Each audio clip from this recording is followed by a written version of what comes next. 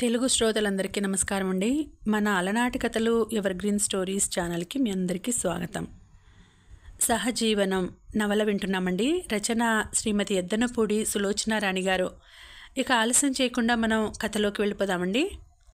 Video చూసిన వెంటనే like చేసి షేర్ చేసి తప్పకుండా సబ్స్క్రైబ్ చేసుకోండి. మన ఛానల్ని బెల్ ఐకాన్ యాక్టివేట్ చేసుకోండి. జ్యోత్స్న అతన్ని వదిలి సరిగ్గా కూర్చుంది. అతను వ్యూ మిర్రర్ సెర్చ్ చేశాడు. జ్యోత్స్న ముఖం అందులో నుంచి కనిపిస్తోంది. జుట్టు బయట కొంగు రెండూ పోటీ పడినట్టుగా గాలికి ఎగురుతున్నాయి. ఆ క్షణంలో జ్యోత్స్న ముఖం చెప్పలేనంత అందంగా కనిపించింది. ఆ నిమిషంలో జ్యోత్స్న కోసం సర్వప్రపంచం వదిలేయమన్నా మారు మాట్లాడకుండా వదిలేయటానికి సిద్ధంగా ఉన్నాడని అనిపించింది. 2 వారాల అనంతరం వరమ్మగారు ఊరు నుంచి వస్తున్నట్టు టెలిగ్రామ్ వచ్చింది. 4 రోజుల క్రితం జ్యోత్స్న ఆవిడికి ఉత్తరం రాసింది. బామ్మా, నువ్వు కన్న కల ఫలించబోతోంది. నాకు నచ్చిన వరుడు దొరికాడు. అతను నీకు కూడా నచ్చుతాడు. నువ్వు వెంటనే బయలుదేరరా. నేనే అక్కడికి వద్దామని అనుకున్నాను. కానీ నేను అక్కడికి వచ్చే కంటే నువ్వు ఇక్కడికి వస్తేనే అన్ని పనులు త్వరగా అవుతాయి అనిపిస్తోంది. నువ్వు వచ్చిన తర్వాత అన్ని విషయాలు మాట్లాడుకుందాం. బుజ్జి. ఉత్తరం అందటం ఏమిటి? ఆ సాయంత్రమే వరమ్మగారు శివయ్యని తీసుకుని ఫలానా రైలుకి బయలుదేరి వస్తున్నట్టుగా టెలిగ్రామ్ రావటం ఏమిటి? అన్నీ వెంటనే జరిగిపోయినాయి. ఈ 15 రోజుల్లో జ్యోత్స్న, శ్యామ్ సుందర్ మరింత సన్నిహితులైనారు. అతనికి చాలా పని ఉన్నమాట నిజమే. ఆ పనుల్లోంచే ఎలాగో అలా తప్పించుకొని జ్యోత్స్న దగ్గరకు వచ్చేవాడు. ఇద్దరూ కలిసి కాఫీ తాగేవారు. ఏ హోటల్లోనో భోజనం చేసేవారు. ఒక్కో రోజున అతను పని ఒత్తిడి వల్ల వస్తాను అన్న వేళకి రాలేకపోయేవాడు. జ్యోత్స్న అతని కోసం ఎదురు చూస్తూ గడిపేది. అతను వస్తూనే క్షమార్పణలు చెప్పేవాడు. జ్యోత్స్న అలక వహిస్తే ప్రసన్నం చేసుకునే వరకు తప్పించిపోయేవాడు. జ్యోత్స్న ముఖంలో చిరునవ్వు లేకపోతే అతని ప్రాణం గిలగిలలాడిపోయేది. ఒకసారి ఇద్దరూ ఫ్లవర్ ఎగ్జిబిషన్కి వెళ్ళాలని అనుకున్నారు. శ్యామ్ సుందర్ టైంకి రాలేకపోయాడు. అతను వచ్చేసరికి టైం కాస్త అయిపోయింది. వస్తూనే క్షమార్పణలు చెప్పేశాడు. వెధవ స్కూటర్ ట్రబుల్ ఇచ్చేసింది. ఎంతకీ స్టార్ట్ కాలేదు. దోవలో ఒక ఫ్రెండ్ ఇంట్లో పడేసి ఆటోలో వచ్చేసరికి ఇంతసేపు అయింది. సో సారీ అన్నాడు. జ్యోత్స్నకి కలిగిన ఆశాభంగం అంత త్వరగా పోలేదు. ఇంట్లోనే కూర్చుందామని అంది. కానీ అతను వినలేదు. పిక్చర్కి వెళ్దామన్నాడు. రాను, పిక్చర్ చూసే మూడ్ లేదు అంది. ఓకే, ఎక్కడైనా కాఫీ తాగుదామా? జ్యోత్స్న అంత ఉత్సాహం చూపించలేదు. అతను చిన్నబోయిన ముఖంతో అడిగాడు. నా మీద కోపం పోలేదా? సారీ చెప్పానుగా. కోపం నాకేం లేదు చప్పున అంది జ్యోత్స్న.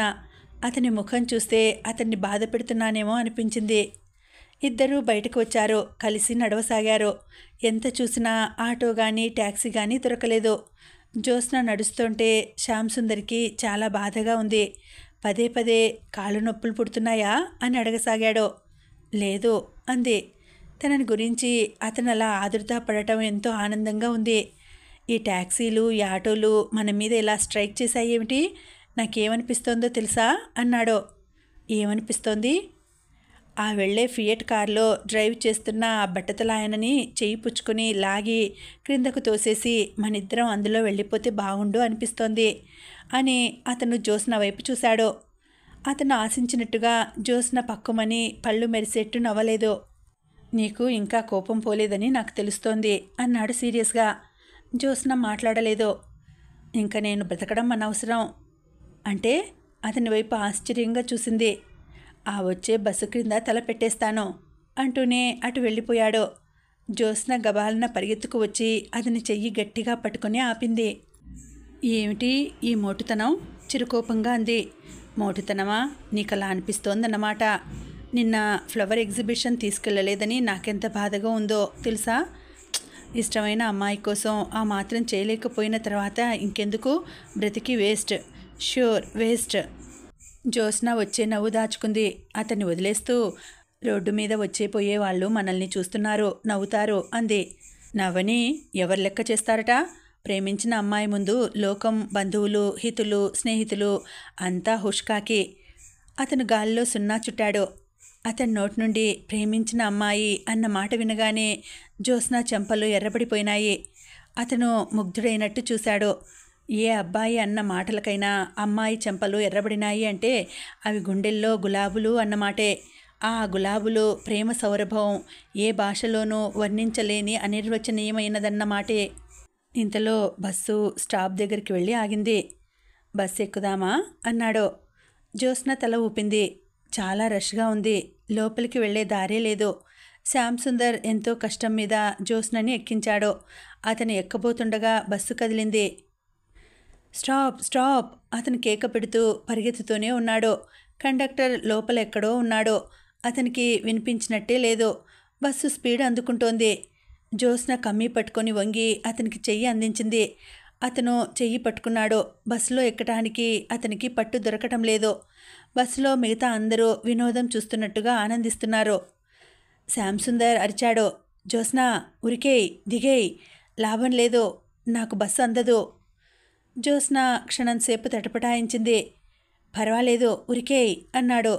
జ్యోత్స్న ఉరికేసింది. ఆ ఉరకటంలో పట్టు తప్పి పాదాలకి నేల అందక పడబోయింది. శ్యామ్ సుందర్ పట్టుకున్నాడు. జ్యోత్స్న అతని చేతుల్లో ఒరిగిపోయింది. జ్యోత్స్నకి ఇంకా కళ్ళు తిరుగుతున్నట్టే ఉంది. అందరూ చూస్తున్నారని సిగ్గుగా ఉంది. అతని చెయ్యి వదిలించుకోబోయింది. కానీ అతను వదల్లేదు.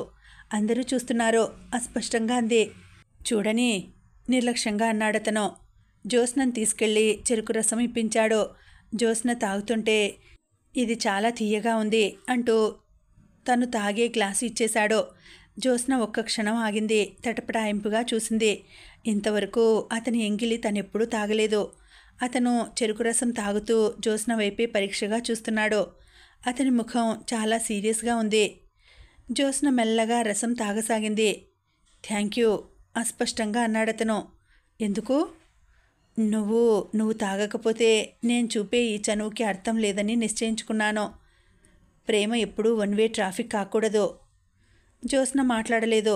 ఆ క్షణంలో శ్యామ్ సుందర్ ముఖం ఇంతవరకు ఎన్నడూ చూడనంత సీరియస్గా ఉండడం బాగా గమనిస్తోంది. ఆ రాత్రి ఇంటి దగ్గర శ్యామ్ సుందర్ దింపడానికి వచ్చినప్పుడు లోపల లైట్లు ఉన్నాయి అంటే ఆశ వచ్చేసిందన్నమాట. అతను గుమ్మం బయటనే చెట్ల నీడలో గుడ్ నైట్ చెప్పేశాడు. వెళ్లే ముందు ఆగి అన్నాడు. జ్యోత్స్న, బామ్మకి ఉత్తరం రాయి. బామ్మకే? ఏమని? మన పెళ్లి గురించి. పెళ్లి గురించా? ఆశ్చర్యంగా చూసింది. అవును, అమ్మ వైజాగ్ సంబంధం ఖాయం చేయాలని మాటలు కదుపుతోంది. బామ్మని నువ్వు పిలిస్తే జోగారావు గారు కూడా ఈ ఊర్లోనే ఉన్నారు. పని త్వరగా అయిపోతుంది.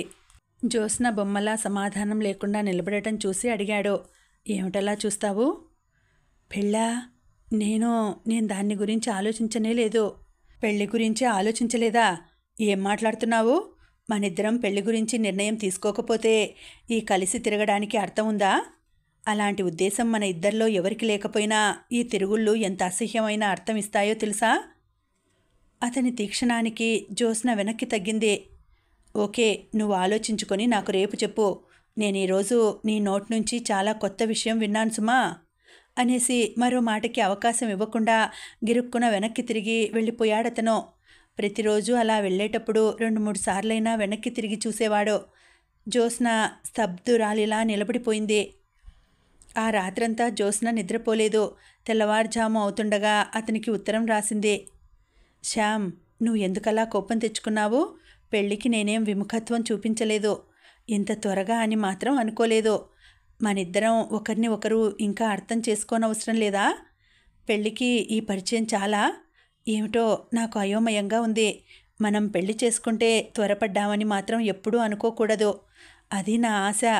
నేనేదైనా తెలివి తక్కువగా మాట్లాడితే క్షమించు. నీకు కోపం తెప్పించానని గుర్తుకు వస్తే దిగులేస్తోంది. నేను ఈ రాత్రి భోజనం చేయలేదు, నిద్ర కూడా పోలేదు. జ్యోత్స్న. ఆ చీటీ అతని ఆఫీస్కి పంపింది. ఆ కుర్రాడే వెంటనే జవాబు కూడా తీసుకువచ్చాడు. ప్రియమైన Jyotsna, I am very very sorry. ఎందుకో తెలుసా? నిన్ను బాధ పెట్టినందుకు, నా మూలంగా నువ్వు అన్నం తిననందుకు, నిద్రపోనందుకు. నాకేమిటో రాత్రి చాలా బాధ కలిగింది. మనిద్దరం పెళ్లి చేసుకోబోతున్నాం అనే నమ్మకంతోనే నేను నీతో అలా చనువుగా ప్రవర్తించాను. పెళ్లి ఉద్దేశం లేకుండా నేను నీతో ఇలా తిరిగానని అనుకుంటే అది చాలా దారుణంగా, సిగ్గుచేటుగా ఉంటుంది. మన పెళ్ళికి ఈ పరిచయం చాలా అని కదూ నీ సందేహం? చాలు అని నా నమ్మకం. చూడు, ఏ భార్యాభర్తలు కూడా ఇద్దరూ ఒకరికి ఒకరు అన్ని విధాలా సరిపోరు. ఎందుకంటే ఏ ఇద్దరి స్వభావం ఒక్క రీతిగా ఉండదు కాబట్టి. భార్యాభర్తలు అంటే ఏమిటో తెలుసా? ఒకరికి నచ్చనివి మరొకరు సర్దుకుపోవడం. ఇద్దరి వ్యక్తిత్వాలు ప్రత్యేకత నిలుపుకుంటూనే జీవిత బాట వైపు ఏకోన్ముఖం కావటం. మనం పెళ్లి చేసుకోవటం తొందరపడటం అని నేను కలలో కూడా ఎప్పుడూ అనుకోను అని వాగ్దానం చేస్తున్నాను. నీ సంగతి నువ్వు ఆలోచించుకో జ్యోత్స్నా. మనది జట్ యుగం. ప్రతి పని త్వరగా జరిగిపోవాలి. జీవన వేగం ఎక్కువ. ఈ వేగంతో పాటు సమంగా మనం త్వరగా నిర్ణయాలు తీసుకోవాలి. లేకపోతే వెనకబడిపోతాం. మనిద్దరం ఒకరికి ఒకరు నచ్చాం. ఈ సంగతి మనిద్దరికీ తెలుసు. ఇక ఎందుకు కాలయాపన చేయాలో నాకు అర్థం కావడం లేదు. నువ్వు ఇలా ఆలోచిస్తూ కూర్చుంటే నా చెంపలు నెరిసిపోతాయేమో అనిపిస్తోంది. నేను చాలా పనిలో ఉన్నాను. లేకపోతే ఇప్పుడే వచ్చి నీ సందేహాలన్నీ తీర్చేవాడిని. సాయంత్రం వస్తాను. నీ అనుమానాలు భయాలు మూటగట్టి ఉంచు. నేను కూడా రాత్రి భోజనం చేయలేదు, నిద్రపోలేదు. ఉదయం గడ్డం కూడా చేసుకోలేదు. నీ ఉత్తరం వచ్చే వరకు పిచ్చి పట్టిన వాడిలా తిక్కగా గడిపాను. ఇప్పుడు గుండెల మీద నుంచి కొండంత బరువు దింపినట్టుగా హాయిగా ఉంది. ఉత్తరం రాసి పంపినందుకు థ్యాంక్స్. సాయంత్రం వస్తాను. నీ శ్యామ్. ఆ సాయంత్రం వచ్చాడతను. జ్యోత్స్నకి అతను చెప్పిన మాట సబబుగాని తోచింది. ఇద్దరూ ఒకరికి ఒకరు నచ్చిన తర్వాత ఇంకెందుకు ఆలస్యం? బామ్మకి వెంటనే ఆ రాత్రే ఉత్తరం రాసింది. వరమ్మగారు మర్నాడు ఉదయం రైల్లో దిగింది. వెంట శివయ్య ఉన్నాడు. ఏమిటే బుజ్జి ఆ ఉత్తరం? రైల్లో నుంచే దిగుతూనే అంది. రా, అంతా చెబుతాగా అంది. వరమ్మగారు ఆశ ఇంటికి వచ్చిన తర్వాత 10 గంటలకి జ్యోత్స్న చెప్పిన యువకుడు ఎవరై ఉంటారా అని చూసి తీరా శ్యామ్ సుందర్ రాగానే చకితురాలైంది. ఇతనా? ఆశ్చర్యంగా అంది. నమస్కారం బామ్మగారు, బావున్నారా?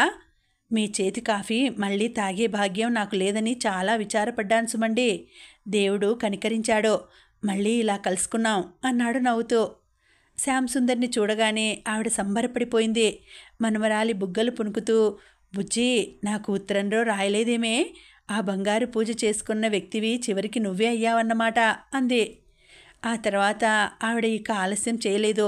పనులు చకచకా నడిపించడంలో ఆవిడకి ఆవిడే సాటి. ఊరి నుంచి జోగారావు గారిని పిలిపించింది.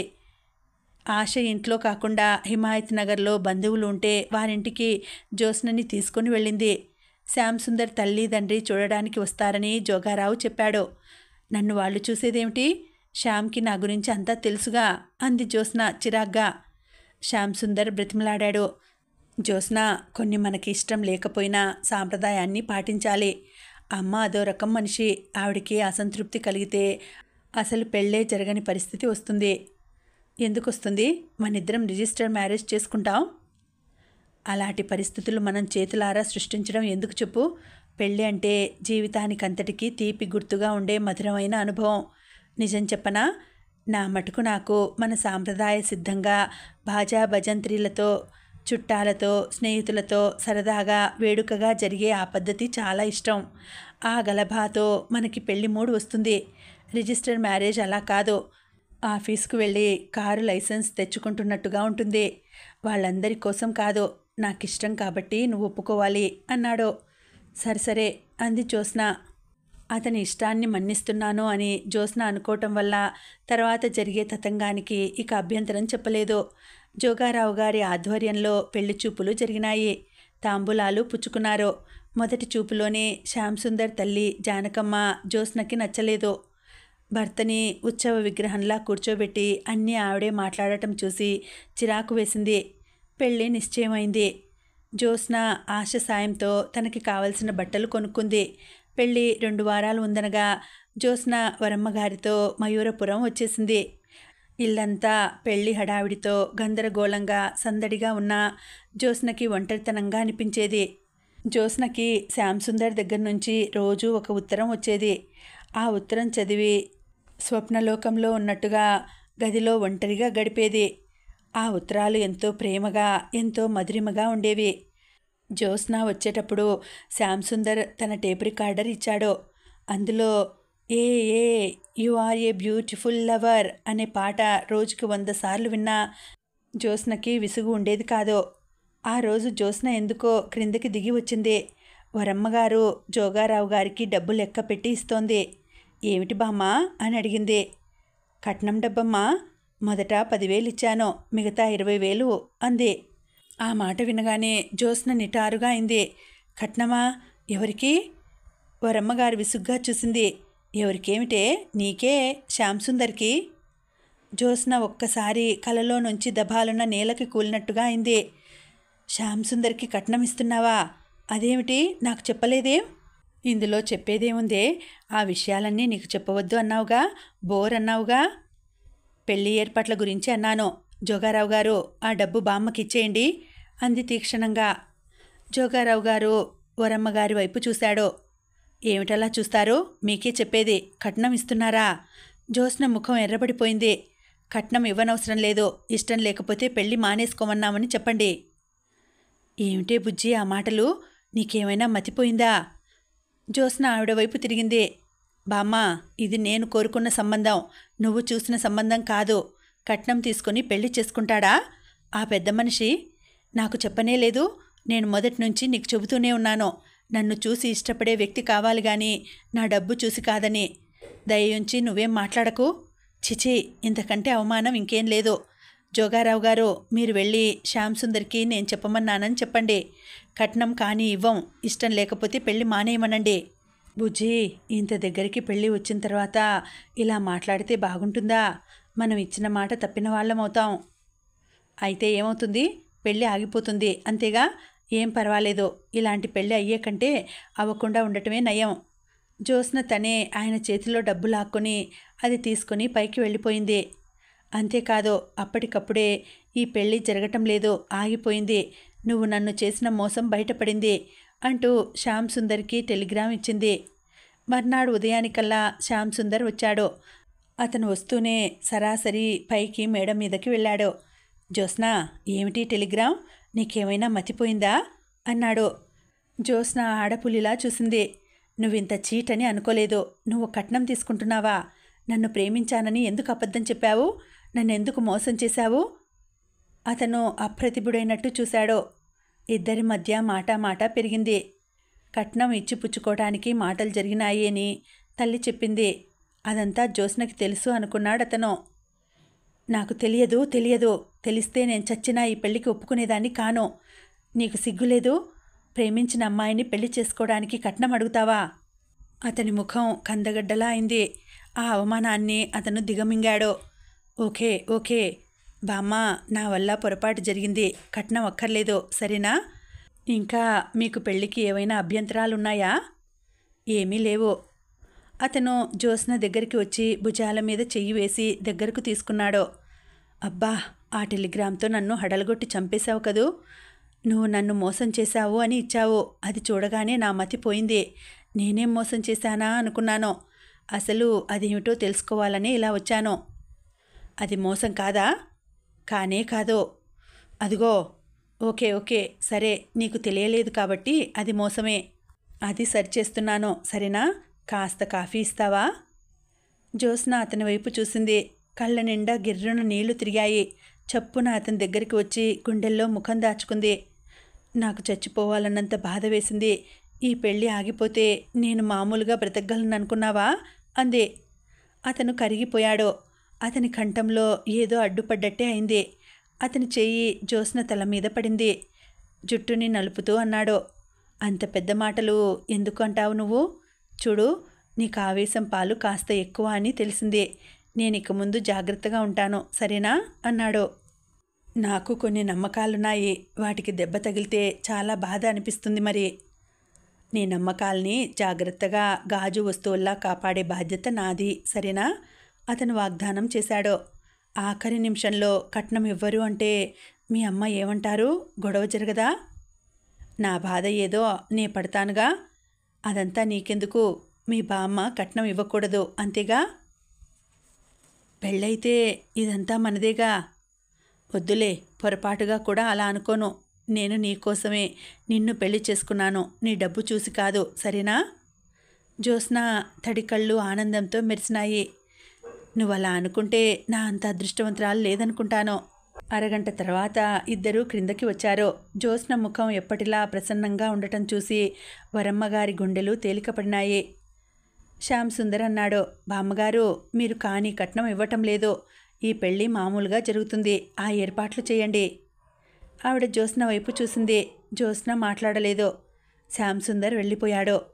ఆ ఇంట్లో మళ్ళీ ఆనందోత్సాహాలు పుంజుకున్నాయి. వరమ్మగారు జోగారావు గారిని పిలిచి అంది, కట్నం ఇస్తానని అన్నాను. నేను మాట అంటే తప్పే మనిషిని కాదు. ఆ డబ్బు ఇంకే రూపంలో ముట్టజెప్పాలో చూడండి అంది.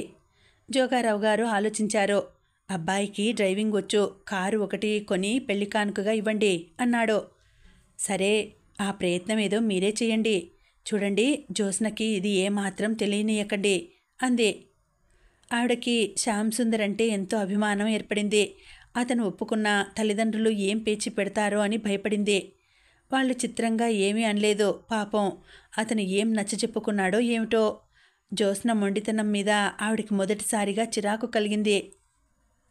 అనుకున్న లగ్నానికి జ్యోత్స్న శ్యామ్ సుందర్ల వివాహం అతి వైభవంగా ఎంతో వేడుకగా జరిగిపోయింది. వధూవరులిద్దరూ రథీమన్మధుల్లా ఉన్నారన్నారు. ఇంత ఈడు జోడుగా చూడముచ్చటైన జంట ఇంతవరకు మేం చూడలేదు అనుకున్నారు.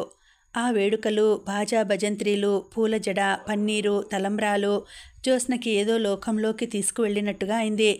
శ్యామ్ సుందర్ చెప్పిన మాటలు ఎంత నిజం. ఈ వేడుక, ఈ సంబరం, ఈ సంరంభం పెళ్లిని ఒక తీయటి గుర్తుగా జీవితంలో మిగిల్చివేస్తుంది. పెళ్లికి జ్యోత్స్న స్నేహితురాళ్ళందరూ వచ్చారు. పెత్తనమంతా సరితది, ఆశది. ఆశ జ్యోత్స్నని బొమ్మలా అలంకరించింది. ఏమిటే ఈ వేషం అంతా అని మొదట విసుక్కున్న శ్యామ్ సుందర్ కళ్ళల్లో ప్రశంసని చూడగానే జ్యోత్స్నకి ఆనందంగానే అనిపించింది. శాంత కూడా వచ్చింది. కానీ శాంత మునుపట్లా లేదు. ఏదో దిగులుగా, భారంగా ఉంది. సరిత ఫారెన్ వెళ్ళబోతోంది. వీసా కూడా వచ్చిందట. శ్యామ్ సుందర్కి జ్యోత్స్న స్నేహిత బృందం ఎంతో నచ్చింది. అతన్ని చూసి అతనితో మాట్లాడి వచ్చిన తర్వాత సరిత జ్యోత్స్న చెయ్యి నొక్కుతూ అంది, బ్యూటిఫుల్ సెలక్షన్, కంగ్రాచ్యులేషన్స్. మాకేమనిపిస్తోందో తెలుసా? ఇప్పుడు మాకు ఒక సమర్థుడైన వ్యక్తి అండ ఉంది సుమా అనే ధైర్యం వచ్చేసింది. నీ స్నేహితురాళ్ళమని మమ్మల్ని ఎంత గౌరవిస్తున్నాడో తెలుసా? పెళ్ళి అనేది చేసుకుంటే ఇలాంటి వ్యక్తిని చేసుకోవాలి, లేకపోతే ఆ జన్మ బ్రహ్మచారిణిగా ఉండిపోవాలి అంది. అలాగైతే 1,000,000 మందిలో ఒక్క పిల్లకే పెళ్ళవుతుంది. జ్యోత్స్న లాంటి అదృష్టవంతులు ఎంతమంది ఉంటారేమిటి అంది ఆశ. అది నిజమని నేను ఒప్పుకుంటాను అంది శాంత. భోజనాలు చేసి కూర్చున్నప్పుడు సరిత జ్యోత్స్నకి చెప్పింది, శాంతకి పెళ్ళైన తర్వాత అస్సలు సంతోషంగా లేదట. బావగారిని చూస్తే అక్క గుర్తుకు వస్తుందట. అతను భర్తగానే అనిపించడట. అతనేమో భర్తగా అన్ని అధికారాలు చెలాయిస్తాడట. నేనప్పుడే చెప్పానా అది సుఖపడదని? జ్యోత్స్న నిట్టూరుస్తూ అంది. పెళ్ళి అవగానే వధూవరులిద్దరూ వరమ్మగారికి నమస్కరించడానికి వచ్చారు. జ్యోత్స్న బామ్మ కాళ్ళకి నమస్కరిస్తుంటే ఆవిడ అమాంతం లేవదీసి గట్టిగా కౌగిలించుకుంది. జ్యోత్స్న చేతులు శ్యామ్ సుందర్ చేతుల్లో పెడుతూ, ఇక భగవంతుడు నన్ను ఎప్పుడు పిలిచినా పర్వాలేదయ్యా, ఈ క్షణం చూసే భాగ్యం నాకు దక్కుతుందా అనిపించేది అంటుండగానే ఆవిడ కళ్ళ నుంచి జలజల నీళ్లు రాలినాయి. ఆవిడ ముఖం చూడగానే శ్యామ్ సుందర్ మనసు ద్రవించిపోయింది. జ్యోత్స్న చేతిని తీసుకొని ఆ చేతితో పాటు తన చేతిని కూడా బామ్మగారి చేతిలో ఉంచుతూ, బామ్మగారు, ఈ రోజు నుంచి మీకు ఒక మనవరాలే కాదు, మనవడు కూడా ఉన్నాడు అనుకోండి. జ్యోత్స్న మీకు కుడిభుజం అయితే నేను ఎడంభుజం అనుకోండి అన్నాడు. దేవుడు నిన్ను 1000 ఏళ్ళు చల్లగా చూడాలి బాబూ అంది. దూరం నుంచి చూస్తున్న జానకమ్మ కొడుకు మాటలు విని కనుబొమ్మలు ముడిచింది.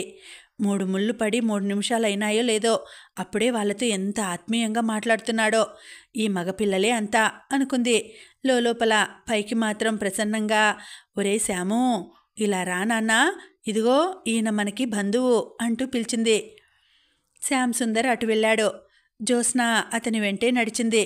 పూలజడ భారంతో, పసుపు బట్టలతో అతని చిటికెన వేలు పట్టుకొని నడుస్తుంటే జ్యోత్స్నకి జీవితం ఎంతో మధురంగా అనిపించసాగింది. శ్యామ్ సుందర్ ఎవరూ చూడకుండా జ్యోత్స్న చిటికెన వేలుని గట్టిగా నొక్కి వదులుతున్నాడు. జ్యోత్స్న ముఖం ఎర్రబడుతోంది. ఆశ గాని సరిత గాని చూస్తున్నారేమోనని గాబరాగా అటు ఇటు చూసేది. చదివింపుల కార్యక్రమం రాగానే వరమ్మగారు ఫియట్ కారు తాళం చెవి శ్యామ్ సుందర్కి అందించింది. అది చూడగానే జ్యోత్స్న ముఖం దీప్తివంతమైంది. శ్యామ్ సుందర్ మాత్రం వెంటనే అది తీసుకోలేదు. ఆ బహుమతి ఏదో ఆమెకే ఇవ్వండి, నాకొద్దు బాబు అన్నాడు. వరమ్మగారు జ్యోత్స్నకి ఇచ్చింది. జ్యోత్స్న అది తీసుకుంది. వరమ్మగారు ఎంతో హుందాగా ఎన్నో మర్యాదలు చేయించింది. పెళ్లికి వచ్చిన వారందరూ ప్రశంసల వర్షం కురిపించారు. కానీ జానకమ్మగారు మాత్రం ముఖం విప్పి మాట్లాడలేదు. ఒట్టి పల్లెటూరు సంబంధం, ఈ చాదస్తాలతో మా ప్రాణాలు తోడారు. నాకసలు ఈ సంబంధం ఇష్టమే లేదు. మా వాడు ఇష్టపడుతున్నాడని ఒప్పుకున్నాం అంది. ఆ మాటలు ఎవరో వచ్చి జ్యోత్స్నకి చెప్పారు. జ్యోత్స్న మనసు తోకతొక్కిన త్రాచులా కస్సుమంది. కానీ వరమ్మగారు ఊరుకో అని మందలించటంతో ఆగింది. లేకపోతే అప్పటికప్పుడే ఘాటైన జవాబు చెప్పి పంపేదే. జ్యోత్స్న శ్యామ్ సుందర్తో హైదరాబాద్ వచ్చేసింది. జానకమ్మగారు భారీ ఎత్తున రిసెప్షన్ ఏర్పాటు చేసింది. రిసెప్షన్ కోసం జ్యోత్స్న పింక్ కలర్ బెనారస్ చీర కట్టుకుంది. జానకమ్మగారు వచ్చి ఒకసారి జ్యోత్స్నను చూసి, ఆ చీర బాగాలేదు, వెలతలా పోతున్నట్టుంది. ఆ నీలం రంగు కంచిపట్టు చీర కట్టుకో, లైటు వెలుతుల్లో బార్డర్ చాలా ధాటిగా కనిపిస్తుంది అంది. అరగంట తర్వాత ఆవిడ వస్తే జ్యోత్స్న ఇంకా అలాగే ఉంది, చీర మార్చుకోలేదు. ఇదిగో అమ్మాయి, ఇదివరకులా నువ్వు స్వతంత్రురాలివి కాదు. మా ఇంటికి వచ్చావు. ఈ ఇంటి పెద్దలకి పెద్దవాళ్ళకి నువ్వు గౌరవం ఇవ్వటం ముఖ్యంగా భావించాలి అంది. జ్యోత్స్నకి అవి చాలా పెద్ద మాటల్లా అనిపించాయి. నేను చీర మార్చుకోనండి, నాకిదే ఇష్టం అంది ఖచ్చితంగా. ఆవిడ విసవిసా వెళ్ళిపోయింది. శ్యామ్ సుందర్ లోపలికి వచ్చాడు. అతను సూట్లో చాలా బాగున్నాడు. చూడు, నా ఈ సూట్ పక్కన నువ్వు నీలం చీరతో ఉంటే ఎంత బాగుంటావో తెలుసా? అది కాకుండా నాకు నీలం అంటే చాలా ఇష్టం అన్నాడు. మీ అమ్మ చెప్పిందనా అంది. అమ్మ చెప్పిందా? అరే, నాకు తెలియదు. అయితే నువ్వు మార్చుకోవద్దు, ఆ చీరతోనే ఉండు, వెళ్దాంరా అన్నాడు. ఇప్పుడే 1 నిమిషం. జ్యోత్స్న పడక గదిలోకి వెళ్ళింది. తిరిగి వచ్చిన జ్యోత్స్నను చూడగానే శ్యామ్ సుందర్ ముఖం వికసించింది. యు ఆర్ లుకింగ్ లవ్లీ, నీలం రంగు నీకు ఎంతో బాగుంది అన్నాడు. థ్యాంక్ యూ అంది. కోడలు చీర మార్చుకున్నందుకు జానకమ్మగారి ముఖం కూడా వికసించింది. రిసెప్షన్కి ఆశ కూడా వచ్చింది. పెళ్లి కూతురు ఫ్రెండ్ తనేనన్నట్టు చాలా చకచక అటు ఇటు తిరిగి అందరి దృష్టిలు తన వైపు తిప్పుకుంది. ఎవరెవరో వస్తున్నారు, ప్రజెంటేషన్స్ ఇస్తున్నారు. మ్యూజిక్ వాళ్ళు a a you are beautiful lover వాయిస్తుంటే జ్యోత్స్న శ్యామ్ సుందర్ వైపు చూసింది. అతని కళ్ళు కొంటెగా నవ్వాయి. రిసెప్షన్లో పార్టీ జరుగుతుండగా ఒక వయసు మళ్ళిన ఆవిడ అత్తగారితో ఆశని చూస్తూ ఏదో గుసగుసలాడటం, అత్తగారు కూడా ఆశని అలాగా అన్నట్టు ఎగాదిగా చూడటం జ్యోత్స్న పరికిస్తూనే ఉంది. రిసెప్షన్ అయిపోయింది. శ్యామ్ సుందర్, జ్యోత్స్న మర్నాడు ఉదయం వరమ్మగారు బహుమతిగా ఇచ్చిన ఫియట్ కార్లో నాగార్జున సాగర్ వెళ్ళి హనీమూన్ అక్కడి నుంచి ప్రారంభించాలనుకున్నారు. జ్యోత్స్న ఎంతో ఉత్సాహంగా ప్రయాణానికి బట్టలు సర్దుకుంది. తీరా మర్నాడు మధ్యాహ్నం బయలుదేరటానికి గంట ముందు పెద్ద ఆడపడుచు విరుచుకు పడిపోయింది. డాక్టర్ వచ్చాడు. ఆ అమ్మాయి ఒకటే ఏడుపు. డాక్టర్ పరీక్ష చేసి హిస్టీరియా అని చెప్పాడు. బ్రెయిన్ ఎక్స్రే తీయాలని చెప్పాడు. చెల్లెల్ని హాస్పిటల్కి తీసుకువెళ్ళటం, ఆ హడావిడితో ఆ రోజంతా అయిపోయింది. ప్రయాణం వాయిదా పడింది. ఆడపడుచు ప్రమీలని హాస్పిటల్లో చేర్పించారు. శ్యామ్ సుందర్కి చెల్లెలంటే ప్రాణం. తల్లి కూడా ప్రతి చిన్న విషయానికి కొడుకు మీద ఆధారపడుతుంది. అది హాస్పిటల్లో ఉంటే నువ్వు ఊరు వెళ్తే ఎలారా అంది తల్లి. నేను వెళ్ళనమ్మా, ప్రమీల హాస్పిటల్లో ఉంటే ఎలా వెళ్తానో అన్నాడు శ్యామ్ సుందర్. ఆ మాట జ్యోత్స్న వింది. ఈ ప్రయాణం కోసం 1000 కళ్ళతో ఎదురు చూస్తున్న జ్యోత్స్నకి చెప్పలేనంత ఆశాభంగం కలిగింది. కనీసం తనని సంప్రదించకుండా అతని నిర్ణయం తీసుకుని చెప్పేయడం చాలా కష్టం కలిగించింది. అసలు ఊరు మానేస్తే మానేశాడు. తనకి ఒక మాట ముందు చెప్పి తర్వాత చెబితే ఎలా ఉండేది? శ్యామ్ సుందర్ హాస్పిటల్లోనే ఉండిపోయాడు. జ్యోత్స్నకి ఇంట్లో ఒంటరిగా తోచలేదు. ఆ సాయంత్రం మయూరపురం వచ్చేసింది.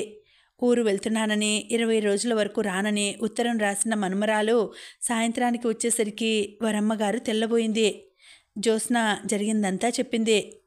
ప్రమీల హాస్పిటల్ నుండి వచ్చే వరకు నేనిక్కడే ఉంటాను బామ్మా అంది. జ్యోత్స్న రావడం సంతోషం కలిగించినా ఆవిడకి ఎలాగో అనిపించింది. జ్యోత్స్న వచ్చి గంట కాలేదు.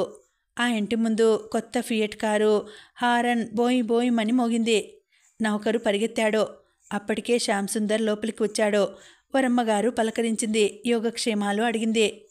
ఆవిడతో మాట్లాడి అతను పైకి వెళ్ళాడు. కారు హారను జ్యోత్స్న వింది. క్రింద శ్యామ్ సుందర్ కంఠం కూడా వినిపిస్తోంది. అయినా జ్యోత్స్న కిందికి రాలేదు. గదిలో మూగగా నిలబడింది. అతను పైకి వచ్చాడు. ఒక్క క్షణం ఇద్దరూ ఒకరిని ఒకరు చూపులతోనే పరిశీలించుకున్నారు. ఎందుకిలా చేశావు, ఎందుకిలా వచ్చేశావు అన్నాడు. నాకక్కడ తోచలేదు, ముఖం తిప్పుకుంటూ అంది. తోచకపోతే ఇలా వచ్చేయటమేనా?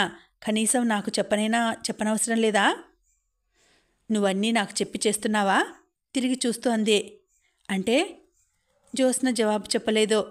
అతని దగ్గరికి వచ్చాడు. నీ కోపం ఎందుకో నాకు తెలుసు. మన ఊరి ప్రయాణం జరగలేదని కదూ? జ్యోత్స్న, ప్లీజ్, నువ్వు నన్ను అర్థం చేసుకోలేకపోతే ఎలా? ప్రమీలకి సుస్థి చేసింది. అమ్మ ఆదుర్దాగా ఉంది. నేను వాళ్ళని వదిలి ఎలా రాగలను? ఒకవేళ వచ్చినా నేను నిశ్చింతగా ఉండగలనా? చెప్పు. ప్రయాణం మానుకున్నందుకు నాకేం బాధ లేదు. కానీ నువ్వు మాట మాత్రమైనా నాకు ముందు చెప్పలేదు. ప్రయాణం మానేద్దామని నాకు నచ్చ చెప్పి తర్వాత వాళ్ళకి చెప్పినట్టయితే నాకు బాధ ఉండేది కాదు. ఓ అదా? అతను వచ్చి జ్యోత్స్నని దగ్గరికి తీసుకోబోయాడు. Sorry, very very sorry.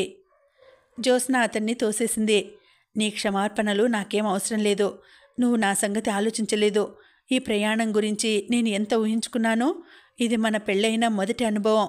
ప్రమీలకి సుస్థి చేస్తే మీ అమ్మా నాన్న లేరా? వాళ్ళు లేకపోతే నువ్వు ఉండిపోవడం న్యాయం. నువ్వు ఆ సుస్థి సంగతి గురించే ఎక్కువ ఆలోచించావు కానీ ఈ ప్రయాణం ఆపుకోవడం నాకెంత ఆశాభంగం కలిగిస్తుందో ఆలోచించలేదు. నా జీవితంలో మొట్టమొదటి అపురూపమైన అనుభూతిని నేను పొందలేకపోయాను. మై గాడ్, నేనంతా ఆలోచించనే లేదు.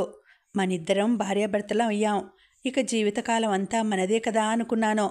ఊరు వెళ్ళటం పూర్తిగా మానేయలేదుగా, కాస్త వాయిదా పడింది అంతే. ఇక వెళ్ళినా వెళ్ళకపోయినా ఒకటే. జ్యోత్స్న, ప్లీజ్ అలా అనుకో. వెళ్ళలేదని నాకు మాత్రం బాధ లేదనుకుంటున్నావా? నువ్వు పైకి చెబుతున్నావు, నేను చెప్పలేదు అంతే. సారీ జ్యోత్స్న, సారీ అంటున్నానుగా. ఈసారి అతను జ్యోత్స్న విదిలింపులు లక్ష్య పెట్టలేదు. బలంగా లాక్కొని దగ్గరికి తీసుకున్నాడు. కొద్దిసేపు పెనుగులాడినా జ్యోత్స్న తర్వాత లొంగిపోయింది. ఆ రాత్రి అతను జ్యోత్స్నని తీసుకువెళ్తానని అంటే వరమ్మగారు వినలేదు. శుక్రవారం కాబట్టి పిల్లని పంపను అంది. శ్యామ్ సుందర్ తప్పనిసరిగా అక్కడ ఉండిపోవాల్సి వచ్చింది. ఆ రాత్రి జ్యోత్స్నని దగ్గరికి లాక్కొని పక్కన టేబుల్ మీద ఉన్న టేప్ని ఆన్ చేశాడు. ప్రేమయాత్రలకు బృందావనము నందనవనము ఏలనో, ప్రేమించిన సతి చెంతనుండగా వేరే స్వర్గము ఏలనో అంటూ పాట వచ్చింది. జ్యోత్స్న కినుకుగా చూసి టేప్ ఆఫ్ చేసింది. వాళ్ళ ముఖం వాళ్ళకేం తెలుసు? ప్రేమించిన అతనితో ఊళ్ళు తిరిగే ఆనందం అంది. జ్యోత్స్న, నేను చెప్పనా? ఆ ఊళ్ళు చాలా బాగుంటాయేమో కానీ ఈ గది అంత అద్భుతంగా మాత్రం ఉండవని ఖచ్చితంగా చెప్పగలను. ఆ వెన్నెల చూడు, ఆ కొబ్బరి ఆకుల తళతళ చూడు, ఎంతో బ్యూటిఫుల్గా ఉంది కదూ. నువ్వు ఇలా అలిగి రావటమే బాగుంది అనిపిస్తోంది. ఈ నిశ్శబ్దం నాకేమిటో చాలా హాయిగా ఉంది. జ్యోత్స్నని మీదికి లాక్కుంటూ అన్నాడతను. ఇంకా ఉందండి, కథ కొనసాగుతుంది. మళ్ళీ వచ్చే వీడియోలో తర్వాతి భాగం వినేద్దామండి. అంతవరకు సెలవు. నమస్తే.